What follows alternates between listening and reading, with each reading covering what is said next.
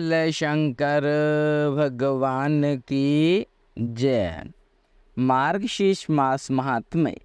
मार्गशीर्ष मास में प्रातः स्नान की महिमा, स्नान विधि, तिलक धारण, गोपी चंदन का महात्म्य, तुलसी माला का महात्म्य और महत्व, भगवत पूजन का विधान और शंख की महिमा।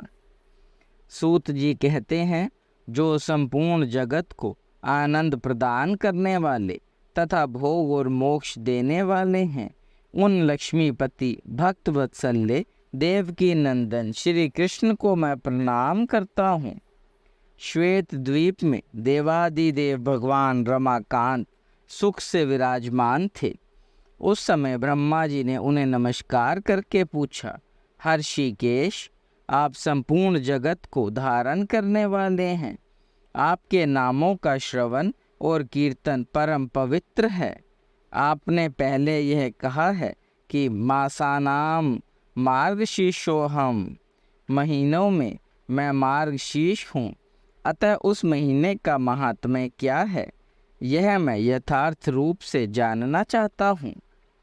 श्री भगवान बोले, ब्रह्मा, जो कोई पुण्य करने वाले मेरे भक्त हैं, उन्हें मार्गशीर्ष मास का व्रत अवश्य करना चाहिए, क्योंकि यह मेरी प्राप्ति कराने वाला है। मार्गशीर्ष मास में सदैव प्रेम प्रिय रहना चाहिए। जो मनुष्य प्रातः काल उठकर मार्गशीर्ष में विधि पूर्वक स्नान करता है, उस पर संतुष्ट होकर मैं अपने आप को भी उसे समर्पित कर देता हूँ। इस विषय में इस इतिहास का उदाहरण दिया करते हैं। इस पृथ्वी पर महात्मा नंद गोप सर्वत्र विख्यात थे। उनके रमणीय गोकुल में सहस्त्रों गोप कन्याएं थी। उन सब का चित्त मेरे स्वरूप में लग गया। तब मैंने उन्हें मार्गशीर्ष में स्नान करने की सलाह दी। उन्होंने उस समय प्रतिदिन प्रातःकाल विधि पूर्वक स्नान और पूजन किया, हविष्यानन भोजन किया और अपने इष्ट देव को नमस्कार किया। इस प्रकार विधि पूर्वक मार्गशीर्ष व्रत का पालन करने से मैं उन पर बहुत प्रसन्न हुआ और वरदान के रूप में मैंने अपने आप को ही उन्हें अर्पित कर दिया। अतः सब लोगों को मार्गशीर्ष व्रत की विधि का पालन करना चाहिए। रात्रि के अंत में शयन से उठकर विधि पूर्वक आचमन करके अपने गुरु को नमस्कार करके तथा आलस से छोड़कर मेरा चिंतन करे। भक्ति पूर्वक सहस्त्र नामों का पाठ एवं कीर्तन करे। फिर मौन होकर गांव के बाहर जाएं और विधि पूर्वक मलमूत्र का त्याग करके हाथ मुंह धोवें, यथोचित रीति से कुल्ला करें तथा शुद्ध होकर दंतवादन पूर्वक स्नान करें। स्नान की विधि इस प्रकार है। तुलसी की जड़ की मिट्टी को उसके पत्र के साथ मूलकर मूल मंत्र ओम नमो नारायण अथवा गायत्री मंत्र के द्वारा अभिमंत्रित करें। मंत्र से ही उस मृत्तिका को अपने अंगों में लगावें और जल में प्रवेश करके अघमर्षण स्नान करें। विद्वान पुरुष उक्त अष्टाक्षर मंत्र से ही तीर्थ की कल्पना करे। ओम नमो नारायण, इस मंत्र को ही मूल मंत्र कहा गया है। स्नान करते समय निम्नांकित मंत्र से गंगा जी की प्रार्थना करें। हे गंगे, तुम भगवान विष्णु के चरणों से प्रकट हुई हो, इसलिए वैष्णवी हो। श्री विष्णु ही तुम्हारे देवता हैं। तुम जन्म से लेकर मृत्यु पर्यंत सभी पापों से मेरी रक्षा करो। इस प्रकार 7 बार हाथ जोड़कर तीर्थ जल को स्नान और प्रणाम करने के बाद 3, 4, 5 या 7 बार जल में गोता लगावे। तत्पश्चात पूर्वता मिट्टी को भी अभिमंत्रित करके उसका शरीर में लेप करे तथा नहावे। मृत्तिका को अभिमंत्रित करने का मंत्र इस प्रकार है। वसुंधरे, तुम्हारे ऊपर अश्व और रथ चलते हैं। भगवान विष्णु ने तुम्हें अपने पंगों से नाप लिया था। मृत्तिके, मैंने जो दुष्ट और दुष्कर्म किए हैं उससे मेरे सारे पापों को तुम हर लो। उत्तम व्रत का पालन करने वाली देवी जैसे अग्नि से अग्नि प्रकट होती है, उसी प्रकार तुम समस्त प्राणियों की उत्पत्ति का अधिष्ठान हो। तुम्हें सैकड़ों भुजाओं वाले वराह अवतारधारी भगवान विष्णु ने एक आवरण के रूप में जल से ऊपर निकाला है। तुम्हें नमस्कार है। इस प्रकार स्नान करके विधि पूर्वक आचमन करे और जलाशय के किनारे आकर 2 शुद्ध वस्त्र धारण करें। तत्पश्चात पुनः आचमन करके देवताओं, पितरों तथा ऋषियों का तर्पण करने के बाद खोले हुए वस्त्र को निचोड़ें।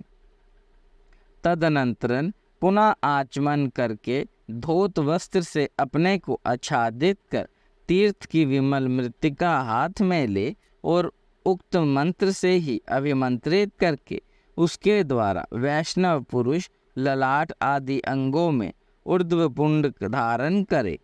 ललाट में तिलक लगाते समय केशवाय नमः कहकर भगवान केशव का चिंतन करे। इसी प्रकार उदर में नारायण, वक्षस्थल में माधव, कंठकूप में गोविंद, दाहिनी कुशी में विष्णु, दाहिनी भुजा में मधुसूदन, कानों के मूल भाग में त्रिविक्रम, वाम पार्श्व में वामन, बाएं भुजाओं में श्रीधर, पीठ में पद्मनाभ, गर्दन के पीछे दामोदर और मस्तक में भगवान वासुदेव का न्याय और एवं चिंतन करें। इस प्रकार भगवान विष्णु के सालोक्य की सिद्धि के लिए नित्य ऊर्ध्व पुंड धारण करना चाहिए। जो द्वारका की मृत्तिका को हाथ में लेकर उससे प्रतिदिन अपने ललाट में ऊर्ध्व पुंड करता है, उसके द्वारा किए जाने वाले सत्कर्मों का फल कोटि गुना हो जाता है। ललाट में गोपी चंदन का तिलक करने से मनुष्य अपने कर्मों का अक्षय फल पाता है। जो ब्राह्मण गोपी चंदन का सुंदर ऊर्ध्व पुंड प्रतिदिन अपने ललाट में धारण करता है, वह मेरे धाम में स्थित होता है और मैं लक्ष्मी जी के साथ उस घर में सदैव निवास करता हूँ। मृत्यु काल में जिसकी भुजाएं में ललाट में, हृदय में और मस्तक में गोपी चंदन लगा होता है, वह मुझ लक्ष्मीपति के लोक में जाता है। जिसके ललाट में गोपी चंदन विद्यमान है, उसको मेरे प्रभाव से ग्रह, राक्षस, यश, पिशाच, नाग और भूत आदि पीड़ा नहीं देते हैं। चतुरानन मेरा प्रिय करने के लिए तथा अन्य अपने कल्याण और रक्षा के लिए मेरा भक्त प्रतिदिन सायंकाल और प्रातःकाल मेरी पूजा और होम में एकाग्रचित्त हो। ऊर्ध्व पुंड धारण करे। ऊर्ध्व पुंड संसार बंधन का नाश करने वाला है। जो तुलसी काष्ठ की माला मुझे भक्ति पूर्वक निवेदन करके फिर प्रसाद रूप से उसको स्वयं धारण करता है, उसके पातकों का नाश हो जाता है और उसके ऊपर मैं सदैव प्रसन्न रहता हूँ। जिसके घर में तुलसी का काष्ठ अथवा तुलसी का हरा या सूखा पत्ता रहता है, उसके घर में कलयुग का पाप नहीं फैलता। इसलिए तुलसी की माला को प्रयत्न पूर्वक धारण करना चाहिए। पदाक्ष और आंवले की माला भी भक्ति पूर्वक मुझे निवेदन करके धारण की जाए तो वह उत्तम पुण्य देने वाली होती है।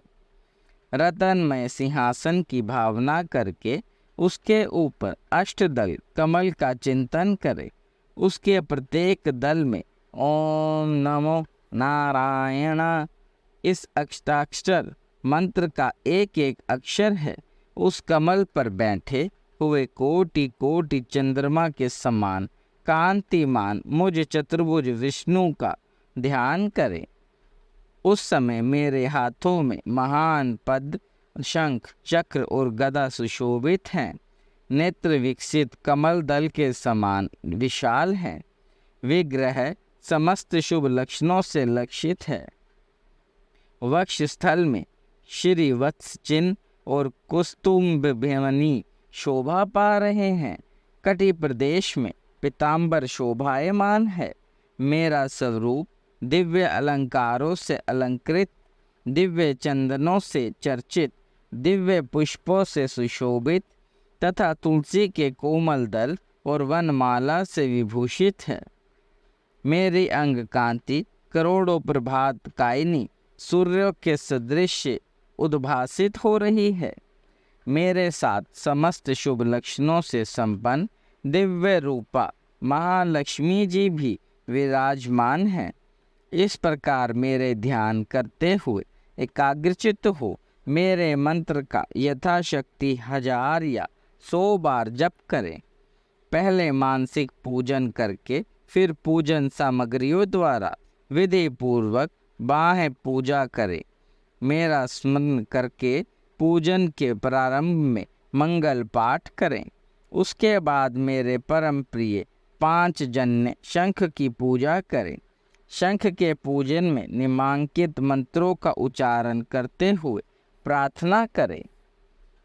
5 जन्य शंख, तुम पूर्व काल में समुद्र से उत्पन्न हुए और भगवान विष्णु ने तुम्हें अपने हाथ में धारण किया तथा संपूर्ण देवताओं ने मिलकर तुम्हारे और तुम्हें संवारा है। तुम्हें नमस्कार है।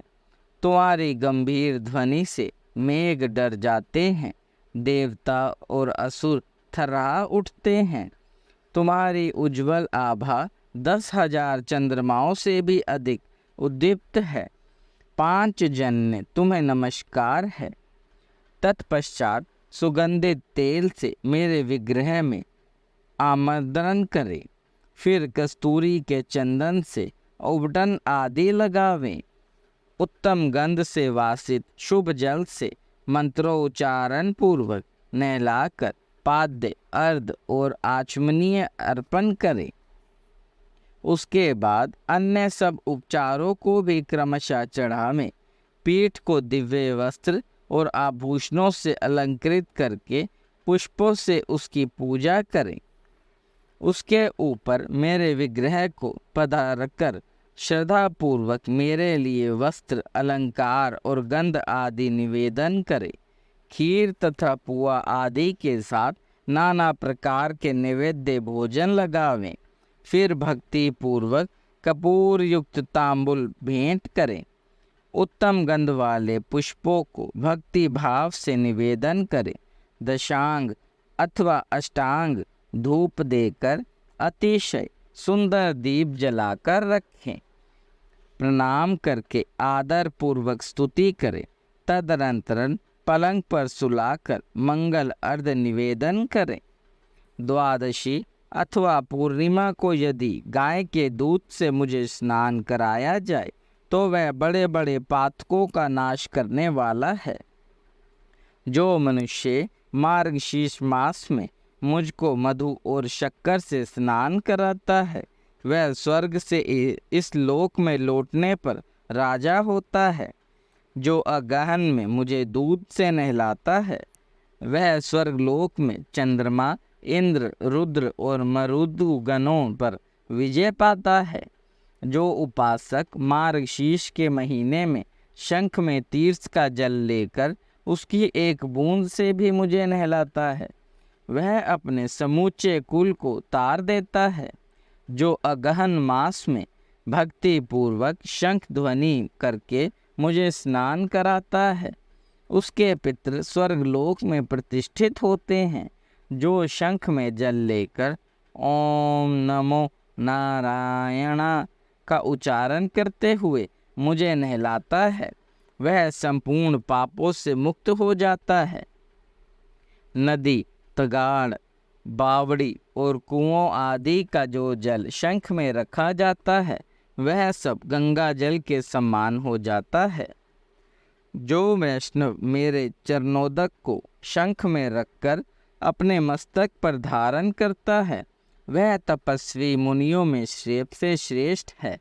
तीनों लोकों में जितने तीर्थ हैं वह सब मेरी आज्ञा से शंख में निवास करते हैं, इसलिए शंख श्रेष्ठ माना गया है।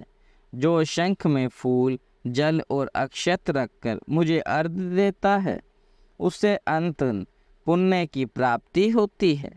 अनंत पुण्य को प्राप्त करके जो मनुष्य वैष्णव मेरे मस्तक पर शंख का जल घुमाकर उसे अपने घर को सींचता है, उसके घर में कोई अशुभ नहीं होता।